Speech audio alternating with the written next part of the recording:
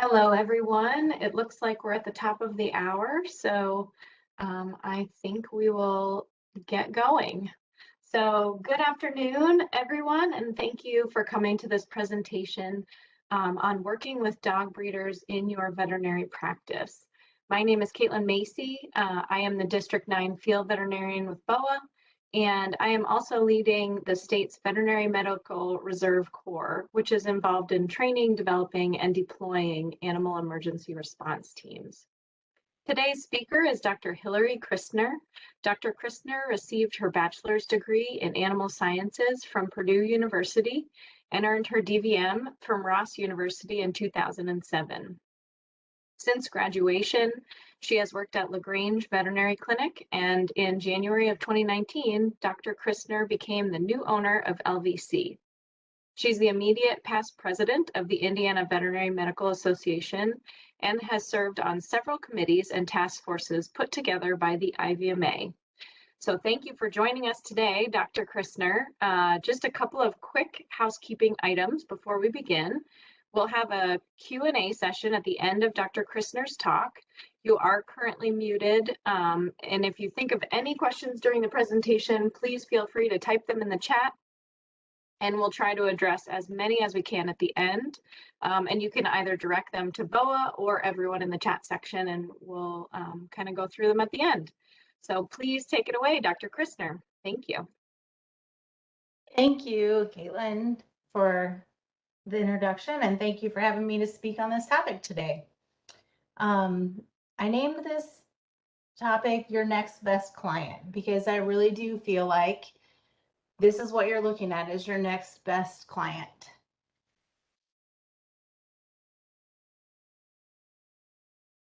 Oh, and my slide deck is not going to go forward for me. Okay, so what do professional kennels look like? What are we looking at? What level of care are they providing? And how is it possible to integrate these practice or this type of practice into your practice? So the first thing I always like to look at is what do they really look like? I know that we see pictures on social media, on commercials on television, things like that, that give us a certain picture of what a professional breeding kennel might look like. But Toby and I here are going to give you a peek into what they actually look like.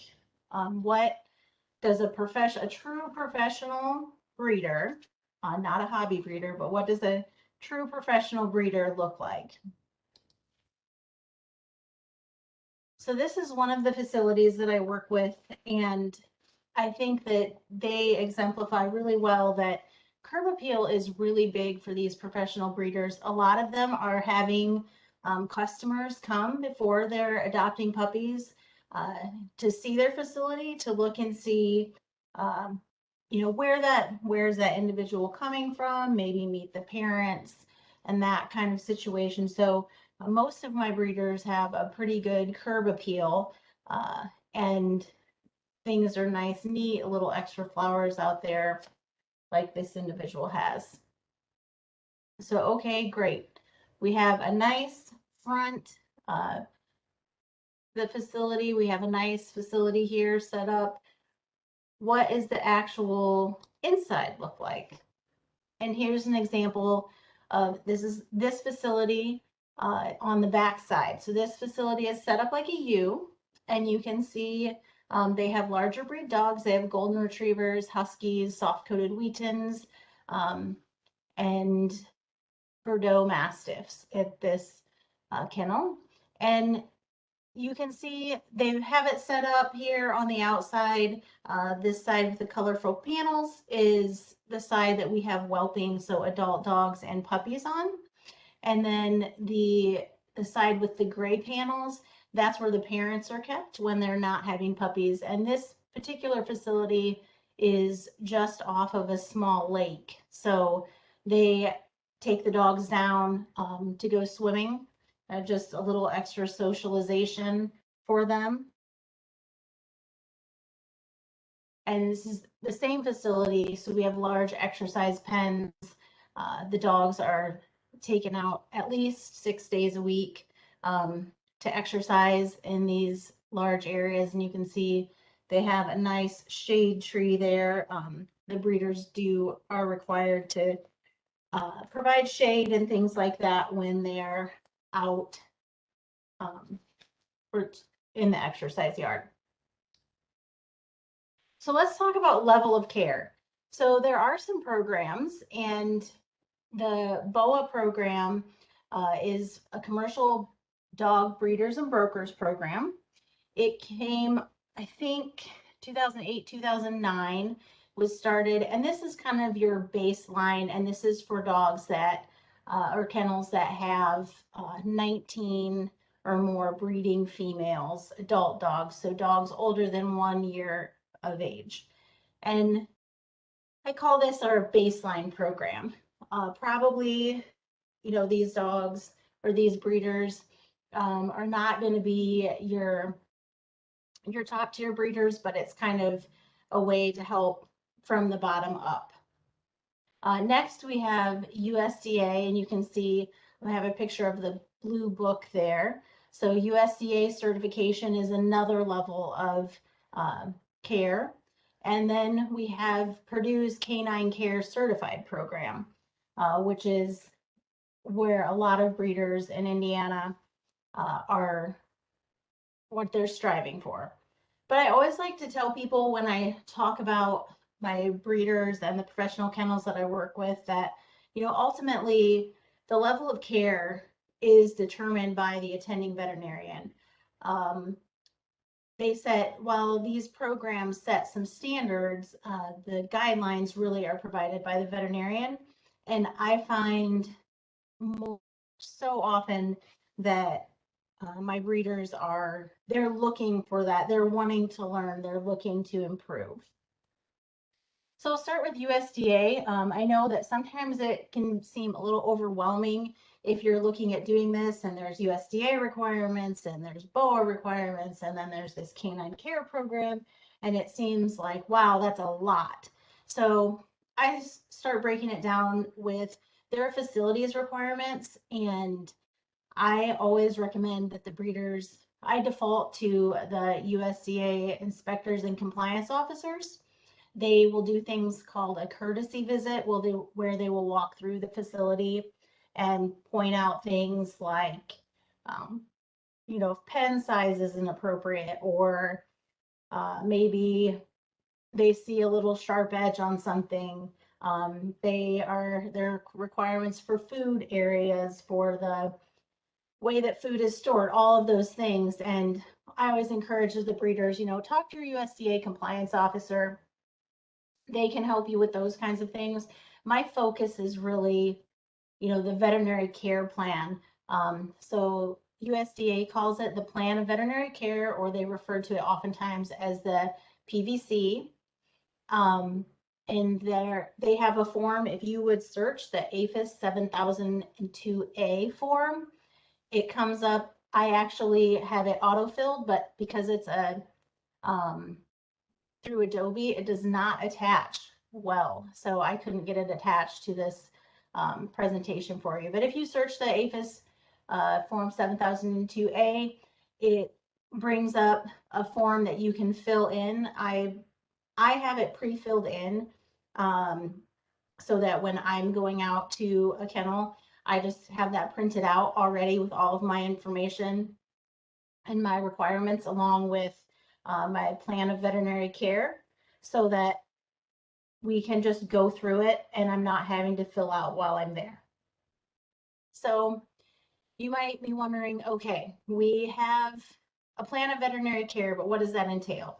So USDA, the Blue Book, does have pretty specific requirements for the care of these adult dogs. And one of the things is an annual physical exam. So I go out, or they bring the dogs in. It depends on the facility, the size of the facility, and how many trips I make out a year. So every dog gets a nose to tail exam, just like I would do for any wellness appointment that would come into the clinic. Anything that needs to be done is recorded. And I always like to note here that, you know, if this dog needs a dental cleaning and I write that that needs to be done, they're required to do it. And that's one of the reasons that I would say they're some of my best clients, because we all know we have those clients that come in and you're like, oh, Fluffy should really have a dental cleaning this year. And they're like, oh, well, I I just don't think so. Or uh, maybe they don't like anesthesia, the idea of anesthesia. These individuals, they can't really tell you no. It needs to be done because it's required by USDA that we do that exam, and the exam's recorded. And on my recorded exam, I say that we recommend a dental cleaning. And if the USDA inspector sees that and they have not done a dental cleaning in a reasonable period of time, that could be a write-up. So it really does provide some kind of support for us um, to be able to do that. So recently they've come out with some more stringent requirements, and one of those things is heartworm testing and prevention. So when I'm doing that nose to tail exam, I also do a quick little blood draw, and we do heartworm tests on all of the dogs that are 1 year of age or older. And then prevention, they are on monthly prevention. Usually it's some form of ivermectin. And through my program of veterinary care, my breeders know exactly how to use the prevention that they have on hand. They know that it needs to be used once a month. And even when we started, this is something we've done prevention for years at the breeders that I work with. So as we're doing this heartworm testing, we really are finding almost zero positives. We've had the occasional one or two. And funny enough, those dogs have all been dogs that were sold to a home, and then for whatever reason, the new owner was unable to keep that pet and came back. And so the break-in treatment or prevention likely has not happened at the breeder's facility. Fecal testing, there is parasite testing control that needs to be done. Again, it's up to the attending veterinarian. What we have settled on in my practice is about 10% of the dogs. So we have the breeder collect fecals. Depending on the kennel, some of them will collect samples from individual dogs and send those samples in, maybe if somebody's been having an issue. Or the other way that we have been doing it is doing kind of a pooled sample from pens, just to see, you know, do we have a problem? The big one that I think people always think of at breeders and puppies would be Giardia. And, you know, are the adult dogs showing signs of Giardia, or do they have Giardia in fecal testing? And generally the answer is no in the kennels that I work with, which is great. Grooming, there has to be a grooming plan. So most of my breeders are writing up kind of their own plan. It really is dependent on the breeds of dogs they have. You know, the Huskies probably don't need to be groomed as far as bathing and things as often as a golden doodle. So breeders develop their own plans, and then we go over that when I set up. Exercise plan, and USDA has required an exercise plan. It's kind of vague. Their requirements are kind of vague. What actually is required, as long as the dogs have large indoor-outdoor pens all the time, they need greater than 100% of their space, which can be calculated in that blue book if they were housed alone, to not need an exercise plan. But by and large, most of the breeders that I work with have seen the benefits of exercising daily in both the dog's temperaments, but also the noise and volume in the kennel when you're there. So the program of veterinary care that you develop also outlines vaccines. So the appropriate vaccines, dewormers, and preventative medicine that you might be wanting them to use, you know, flea and tick prevention. I have quite a few breeders that are actually using the Bravecto because it's easy. And then, you know, deworming those adult dogs, making sure that we're actually preventing disease in them as well. USDA also has quarantine and disease prevention program. And one of the big ones that we think about when we're working with dog breeders would be brucellosis. So I have every breeder quarantine their dogs. They do have to have a quarantine facility. Usually it's set up in a absolutely separate building where they have pens and things that they can, again, take care of the dogs adequately. They have a separate, smaller exercise area where those dogs can be out during that time, quarantine for 30 days. And usually we recommend brucellosis testings at the first day and the 30th day. Also during that time, I'm asking them to go ahead and start their heartworm prevention, their flea tick prevention, do deworming. We don't want to bring in parasites to a kennel that doesn't have a parasite problem. And adult fleas, as we all know, can be a lot of fun to get rid of if they get into a facility. So we take 30 days to kind of take care of all of that, take care of any respiratory disease that might be coming in. And here's an example of a few of my kennels. So the fecal testing, obviously we send the adult dogs, we just send them out to the lab.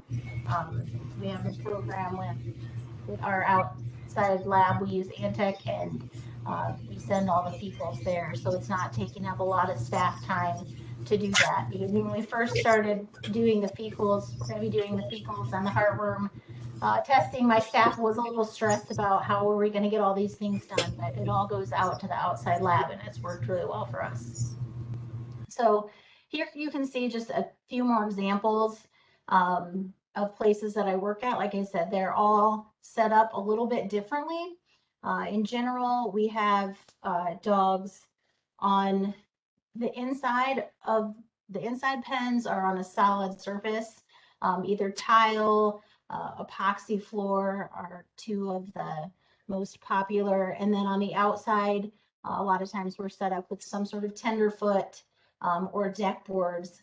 And really that helps the dogs get inside, they stay pretty clean, and they use the restroom outside if they have access to it all the time. So the Canine Care Certified, sometimes it's referred to as the Purdue program. It was developed by Candace Croney and Dr. Candace Croney. And you can see here, if you want more information about Canine Care Certified programs, there's their website. They have basic information online, but Dr. Croney and her, I would say assistant, but Tracy also helps with the research, have been wonderful at helping and assisting and providing information to breeders and veterinarians alike. The Canine Care Certified program was kind of developed to be the gold standard, and it is very focused on the adult dogs and their well-being. There is big focus on socialization for puppies, but the real reasoning behind it is people talking about the adult dogs. And so Dr. Croney had worked with several other wellness groups, has, I believe, a beef and swine programs both out. And so now she has a dog program out as well. So the socialization starts when the puppies are about 2 weeks old, and it requires handling of each puppy every day. Every puppy is weighed every day, and for the first week and then weekly after that. They have to be identified pretty much at birth. For the breeds that are a little bit more difficult, we use collars, nail polish, that kind of thing. But we're really tracking those individual puppies from the time that they're born. And then as they reach their 6-week mark where they can be socialized a little bit more, there's socialization of interacting with other litters when possible, And again, like I said, they have to be identified, so there's not the litters may be mixed for socialization, but then are put back with the appropriate mother. The big thing about the puppy socialization is that they're mixed with not only other litters, but we're working on different surfaces. How many surfaces can they be exposed to? Can they be exposed to steps? What are we looking at as far as exposure to people? The puppies, as they reach, again, that 6 weeks of age mark, many breeders are starting on crate training. The crate training, leash training, I mean, it's so fun to watch these little puppies on leashes, and that moves right along into training these individuals to come up as new pet parents. So the training, like I said, the socialization and well-being is really focused on the adults. So we do that, all of those things with the puppies, but then as we move into that 8 to 16 weeks of age, none of the puppies can leave the facility till they're at least 8 weeks of age. And that is true for both the USDA requirements and Canine Care Certified. I have had breeders that are really focused on not letting the puppies go until 9 or 10 weeks. And part of that is because of the socialization that they do, that beginning leash training, the beginnings of crate training. A lot of kennels are working on little things like sit with those puppies and individuals, so that no matter where they end up, they're getting the basics of some management behavior. So they have a program for these puppies up through 16 weeks of age, where they're doing this socialization and things. And then at that point, the puppies, if they're an individual that's going to be kept as a new breeding individual or parent, they will begin to be mixed in with the older dogs. And the socialization and exercise plans for canine care are much more extensive. There are written programs for things like grooming, like USDA has, but also exercise plans. They have to have the disease prevention plans in place. They have to have a veterinary care plan in place that includes things like, are they allowed to do dew claw removal? Are they allowed to do tail docks? How do you handle it when a female's had a cesarean section? You know, if a female has had a C-section and it is for any reason outside of malposition, they need a letter from me saying that it is okay to breed that female again. The females are limited to 6 litters or 6 years of age. And I think some people think, wow, 6 litters, 6 years of age, that seems young. But it is amazing to me, as we've started this program, how many of these individuals have their 6 litters at just under 5 years of age. And then those fairly young, healthy, excited dogs get to go and be adopted to a forever home. Their exercise plans require that the dogs are out for 20 minutes a day, 6 days a week. Most, again, like I said before with the USDA breeders, most of these individuals are well surpassing that amount of exercise because they see the benefits. Most of these breeders see the benefits of having those dogs out. They have all kinds of, I didn't have a great exercise yard picture for you, but they have all kinds of toys out in those yards, ramps, steps, elaborate play equipment for the dogs to help socialize them. One of the things that that kennel that had the large breed dogs, one of the things that they focus on is the dogs going up and down the steps and through doorways. Those are 2 areas, you know, when, you know, dogs come in the clinic, they kind of, you get to that doorway and they hesitate. So they work on that, and then also going up and down the steps, because nobody wants to carry a 75-pound golden retriever up and down the stairs. So those are the things that this program focuses on, as well as some pretty stringent environmental regulations. So they have to record temperature in their kennel every day.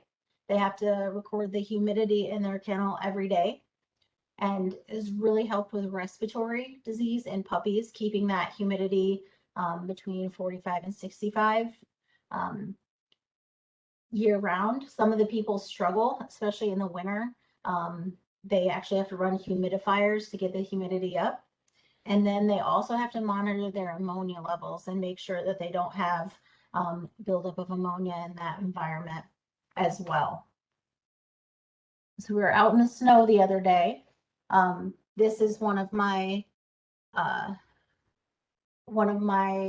facilities that has, it's a newer facility, and he has a little bit medium-sized dogs. He has mini golden doodles, regular golden doodles, and he's just built this facility to give him a little bit more space, but also his old facility didn't allow the cleaning and socialization that he wanted. So the Canine Care Certified, like it says, all of the USDA requirements plus some. Canine Care wants me to be out there 1 visit per 10 dogs. And so usually we divide their dogs up, and I'm doing some of those physical exams. Again, they require, Canine Care requires that recorded physical exam annually. And so every dog nose to tail exam. It also gives me a chance to look over how, how many litters have they had? How many puppies have they had? When I come into the facility, how does the humidity seem? How does the ammonia level seem? And one of the things that also we've been working on is how loud are they when I get there? I can definitely tell if I'm there at a different time of day or before they've exercised. The dogs are just a little bit more excited. They're more likely to bark and carry on. By and large, the kennels that are Canine Care certified, I make about 1 pass through, and the dogs do bark and they're excited, but then everybody settles down within just a few minutes. And that's one of the things that the Purdue is studying, is how are these dogs doing? As I mentioned, there's a limit on age and the number of litters, and they really are focused also on this rehoming. They have a really strong rehoming program. The breeders are required to rehome their own dogs. They can't go to a rescue. They have to go through, they have to be spayed or neutered before they can go. And it all goes back to that socialization. Like, most of these dogs will walk on a leash and are kind of around the things, or socialize to things like grass and carpet and steps, the different surfaces they might encounter. One of the things that I really like about the Canine Care program is that these breeders are motivated. So we're motivated to improve daily. So that's the fun part for me, is the challenge. I like to challenge them. I know that there's socializing to the crate training and leash training and that kind of thing early on. And so we've pushed it a little bit farther. Sleep-wake cycles. So now most of my breeders are closing the dogs in at night. So when that dog goes to a new home, it's used to going in and out all of the time, and changing it to where they can't, can be stressful, add stress. They may be waking their new owner up in the middle of the night to go out, and you know that only happens for so long before it gets old and you don't want to do that anymore. So I'm encouraging the sleep-wake cycles where they close them in the evening at some point and then let them out in the morning. We've discovered that it really only takes about 2 to 3 days before the adults figure it out. And they will, when you come out in the evening, the breeders, they all run out, go to the bathroom, and then come back in, and they're ready for their overnight or ready to go to bed, per se. So that's one of the things that I've challenged him to. Standing for exams. So I went to a breeder who the dogs just stood so well for their physical exams. And I asked him what he was doing, and he says, well, I have to groom them. And so it really, at 8 weeks, anybody that I'm keeping back or any new puppy that I get in, I start feeding them treats on the exam table, or for him, the grooming table. And they stand very, very nicely for me that way. And I said, well, that's great, because then they stand very, very nicely for me too. And these were excited golden doodles that I was like, oh my goodness, how am I going to keep them on the table and get them examined? And they also then stand really well for blood draws. My next challenge for one of my breeders is he is building a new facility, and I asked him, he has larger dogs, if he would get a ramp so the dogs can just walk up and walk down. So he is designing currently a ramp so that those big dogs can get on kind of a low table, but on a table on and off. Part of the reason that this socialization is so important to them is one of the parts of canine care is that they will take back any individual adult or puppy that they adopt out. So the socialization is really important and does a great job at them not coming back to the breeder. So let's talk about the transition of care. So this adorable little Shih Tzu is Jilly, and she happened to be adopted by my in-laws, and she is one of several great stories I have about adopting dogs. I don't hesitate to adopt dogs out of these facilities, especially the canine care. So when we're talking about their forever home, whether it's puppies or adults, a professional breeder, whether they're canine care or not, my USDA breeders are the same way. They would rather have the puppy or parent back than have them go to a shelter. They will always take them back. And it's a great testament to the socialization. The dogs really seem to transition well, whether it's a puppy transitioning or an adult transitioning to a new home, because of the strong socialization program that they have. One of those other challenges I talk about, the things I like to have the kids in the families do is put the dogs in their crates and then take them for a little pony cart ride, if it's an Amish family, or a wagon ride. If not, it really has cut down on the number of sick puppies. We were having a lot of car sickness when puppies were coming in for an exam, and that's not fun for anybody. The puppy's slobbery, it looks miserable, and so doing the rides on pony carts or wagons has made a really big difference for that motion sickness. So here's some more pictures of Julie. She is 3 years old. She needed a C-section for her first litter, and just didn't, the breeder wasn't sure if he wanted to breed her again. And so after some discussion and the fact that she really just didn't seem to maybe be the ideal mom, we went ahead and spayed her, and lucky for her, she's now the most pampered Shih Tzu, I think, on the planet. She's down in Florida right now with my in-laws, and I wish I'd gotten it sooner, but she went to the grocery store today, so there's a little picture of her in the grocery cart today. So she's been the best thing for them. She was potty trained. She crates, amazingly well. She's able to be by herself. All of these things are part of what the canine care standards have kind of helped improve.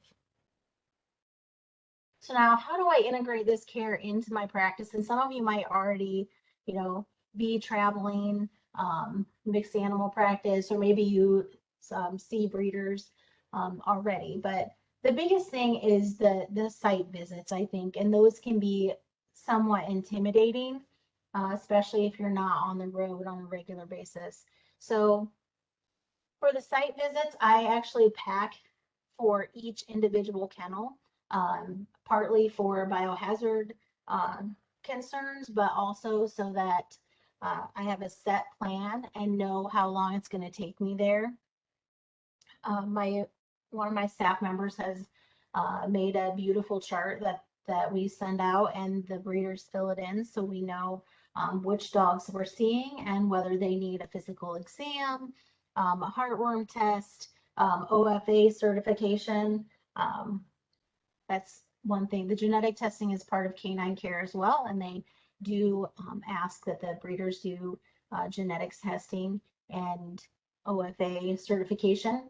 And if for some reason one of these individuals, when I'm out, does not pass or isn't an individual that I think should be bred for whatever reason, and personality matters too. Like we are definitely there's a behavior plan, and if that individual has a personality either really shy or on the aggressive side, I can not clear them for breeding. So if I do not clear an individual for breeding, they are eliminated from the program.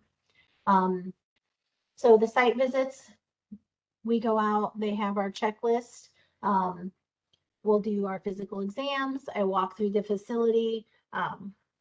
This is one where the dogs are all really friendly, like to come in, but you can see even in their daily routine, they have steps, several surfaces they're encountering. And then when they sleep at night, this breeder said that they go back in a little corner, kind of calls it their bedroom under that platform, and they'll all go back and lay um, in that area. So there is some travel involved because you do have to be at the facility and inspect the facility. For major issues or the occasional wound that happens, it's in the clinic care. So no different than any patient that would come in and see me on a regular basis. They make an appointment and bring them in for that care. We also do puppy checks and health certificates and those kinds of things. Those are done in the clinic. I don't travel out to the facilities for routine vet checks or that kind of thing. And really the key to integrating this into your practice is good communication. You know, what's the breeder's expectation and what's your expectation from the interaction? I find most of my breeders are super open to learning. They're very excited about, you know, what vaccines do I think they need, or, you know, what do you think about this new puppy I got?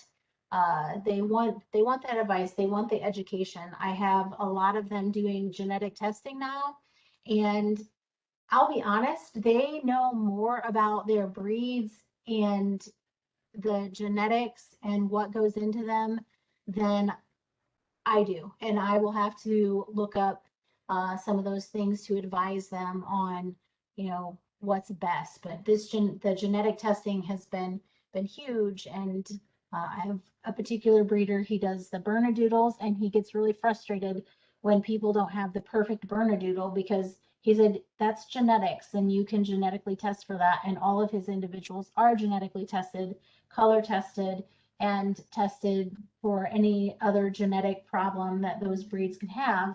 And he said it takes a combination, but there's no reason that people should be breeding a Bernedoodle that is not the ideal color for the ones that, you know, people see in the shelter. He just feels like there's no reason for that because it's easy to do this genetic testing. So good communication on what your expectations and their expectations are really important. And then it all comes down to don't forget to charge me for that. Glendon Yoder, one of my breeders, ends almost every phone conversation I have with him but don't forget to charge me for that. And his expectation is that there will be a charge if I get on the phone with him. Not go out to the kennel, not have puppies in. If I get on the phone with him, his expectation is that there will be a charge for it. And that is the expectation now of most of my breeders, and it has made it much easier to integrate it into my practice. And probably is one of the major sources of my telemedicine is actually my breeders, you know, consulting questions. Is this a dog that needs to come in, or isn't it? So don't forget to charge for that. Any questions?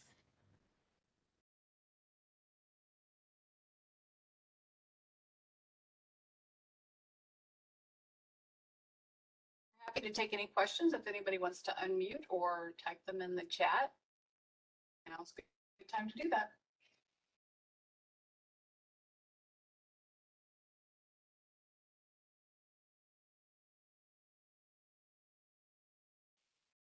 Dr. Hilary, maybe you said it. What's the average size of your breeder clients?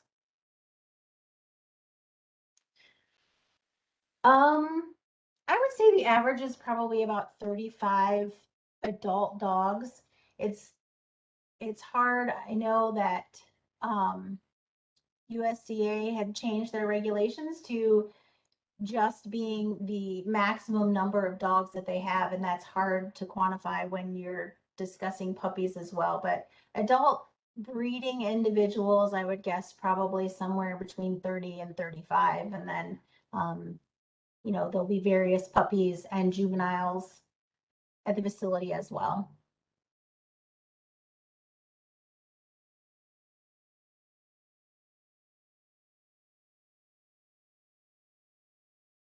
Dr. Christner, this is Brett Marsh, and I first want to thank you for hosting this and performing this great service to all of us through this webinar today. Thanks for your continuing work. I'm curious about what you project the future of this, these facilities and the growth of this sector in our state. What do you project for our future, say over the next 5 years? What are you seeing? So a lot of what I'm seeing is actually breeders downsizing, but with a lot better quality breeding parents. So like I mentioned, the genetic testing, canine care has pushed for a lot more OFA testing, and then the breeders on their own have taken it another step further and are doing this genetic testing. We are finding that there are certain breeds it's really hard to get completely clear individuals, and so there's a fair amount of importing from countries that have more clear individuals genetically. So, but what I'm mostly seeing is downsizing to a lot higher quality dogs, and then the facility overall is a little bit smaller, which is funny because then they also, the facility or the number of dogs is smaller, but they are now starting to hire more outside help. All this socialization is just taking more man hours. So I would say fewer dogs in the facilities with more employees and better genetics. Well, that's encouraging. Thanks again for your good work. Thank you. All right, we have some questions in the chat. So first one is from Dr. Tim Paul. How receptive are your breeders when you have to give them bad news about the future breeding of an individual female? Actually, pretty receptive. Like I said, seems like we're really improving quality. So we usually I will check a breeding individual at 8 weeks, again at 12 or 16 weeks when we do a rabies. And then oftentimes around the 6th month of age mark to make sure that, especially in the small dogs, that the patellas and hearts still are sounding good. And then also in the poodles, we've noticed a fair amount of underbites, overbites kind of a thing. And so they want that checked again as well. So they're pretty receptive, and especially with the strong rehoming programs we have, they're like, okay, she doesn't pass, like they're out. We're gonna find them a new home, and then we spay that individual right away and move them on. So they've been really receptive to getting rid of, or not really adopting out what isn't ideal. Here's another question. Where does the USDA fit in with breeders who have smaller operations / fly under the radar? What resources are available to those breeders and or the veterinarians caring for their dogs? So I sort of lean towards canine care at that point. If a breeder has more than 4 breeding females and they do any sort of wholesale, they should be USDA recommend that at that point. But again, I'm not the policing agency for that, so it's not my responsibility, but I will tend to send them towards canine care.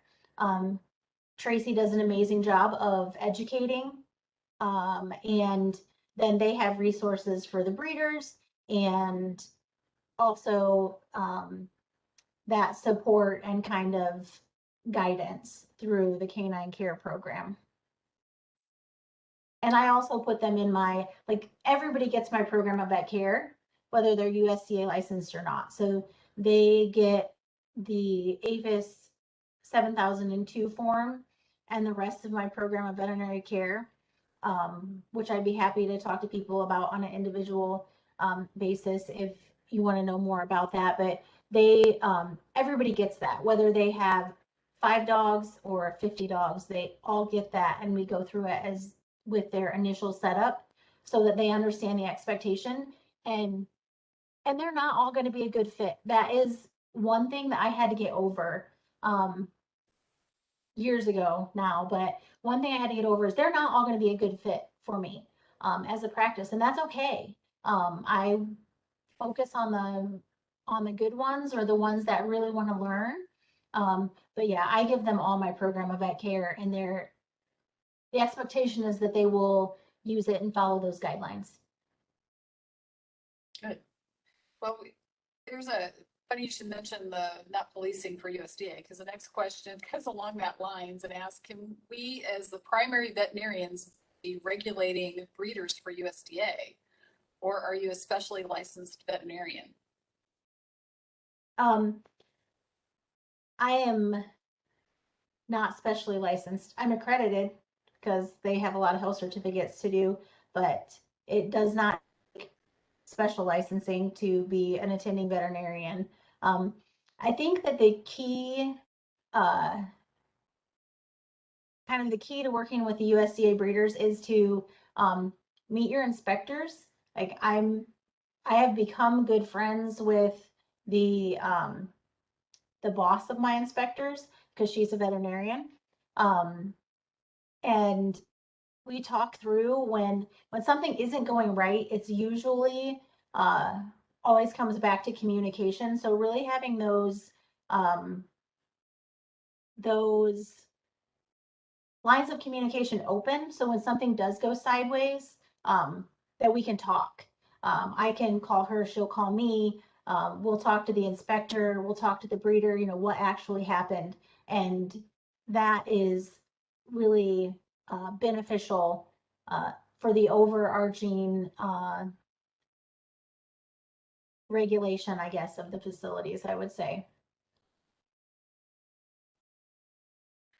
Next question in the chat's asking about the canine care program and asking if it's limited to breeders with, excuse me,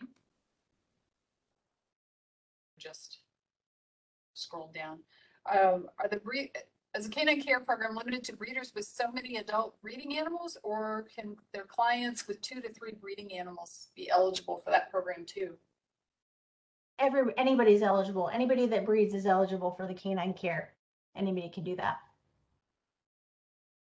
I think Dr. Croney would be the right place to start for contact there. Yep. Yeah, if you look up Canine Care Certified, it'll take you to their website and it'll give you the basic information that you need to get started, who to contact, and they'll send you the information that you need to get started. And I'm going to skip down to this one because it's related to that. Someone's asking, how are you getting your Amish clients set up with canine care? My Amish clients are excited about it. So when Canine Care started, Dr. Croney had several advisory groups, and that's how the whole program, as it was developed, one of my concerns was the Amish breeders and how would that work. But honestly, so many of them they see the benefits, or they're around somebody who sees the benefits, that even if Canine Care went away tomorrow, they would still do implement most of the things that they have had to do for Canine Care. They see that much benefit in their adult dogs, in their puppies, and just in the enjoyment of working in the facility. I mean, I think that you interact with the dogs that much that there's so much more fun to interact with, that they all would continue to do Canine Care even if it went away tomorrow. So if you get one or two started, it really can get the ball rolling, and they see the benefits pretty rapidly. I know my breeders feel like they save more puppies. I know it might be worth mentioning that within Indiana, the commercial dog breeders have a professional association that they spend a lot of time doing education and awareness for their membership, and including encouraging use of the Canine Care program as well. Yeah, so Indiana has ICAL, the Animal Council, Indiana Council on Animal Welfare. There we go. And they are very active. That helps. And they do a lot of educating of breeders and other facilities, so brokers and buyers, so that those puppies, there's value to it. I 100% believe those puppies are worth more, and the fit to the new home is improved, and I think that they see that and educate other breeders about that as well. So I also had a question here of, how do most of the professional breeders sell their puppies? To individuals or secondary sellers? A little bit of all of it. It sort of depends on the individual breeder. Some of them sell through a broker. Some of them sell through Puppy Spot online, through Puppy Find. There are a couple other websites, Buckeye Puppies, things like that that do advertising.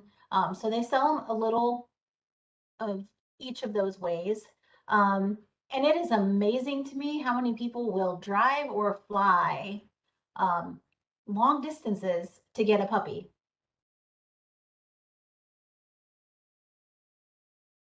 That's very interesting. I know here at the Board of Animal Health, we occasionally hear from folks who've gotten scammed trying to purchase puppies, and getting emails, there's a puppy en route and they need an extra $400 because they're hung up and the state authorities won't release the animal at the airport, which we do not do that. But we do get those periodically. Have to give people the bad news. There's probably not a puppy on the other end. Yes, I know that there was a lot of that going around. So my breeders that sell private sale, I actually have a friend in Oregon, and I found her a puppy yesterday. I'm super excited. She's been looking for something that is a little bit hard to find, just because right now black is not a popular color for Havanese, for Havapoos, but I finally found her one, and she's in Oregon. So she's got big travel going on, but they FaceTimed. I mean, and it's an Amish breeder. So she was on FaceTime with him. I told her in the morning, and by afternoon she was FaceTiming with him, and saw their puppy. So my breeders that do online sales will always FaceTime or do something like that, which is really funny to walk into the kennel and somebody's FaceTiming or whatever sort of video chat they're doing so that they can see their puppy running around. It's always great. So, and I think we're at the end of the questions in the chat right now. We do have one more comment from Mike Schnell. He's the veterinary medical officer for USDA Animal Care in Southwestern Indiana, and is offering up his phone and email contact.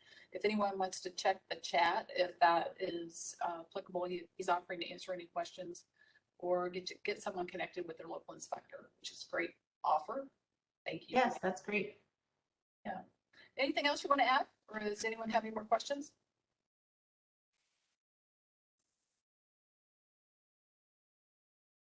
I think we've come to the end today. So, Dr. Hilary, we really appreciate your time and all of your expertise and your wisdom you have to share. This has been a great session. You're welcome. Thanks for having me. Okay, and again, thanks to everybody for participating today. So we will try to get CE certificates out as soon as we can, and just give us some time. We're kind of busy here with some bird issues. Maybe my colleagues are laughing now. That's the understatement of the week. So anyway, we'll work on doing that as soon as we can. And if you don't get something from us in a couple weeks, shoot us an email and we'll try to get right on it. And again, thanks again, Dr. Hilary. Thank you.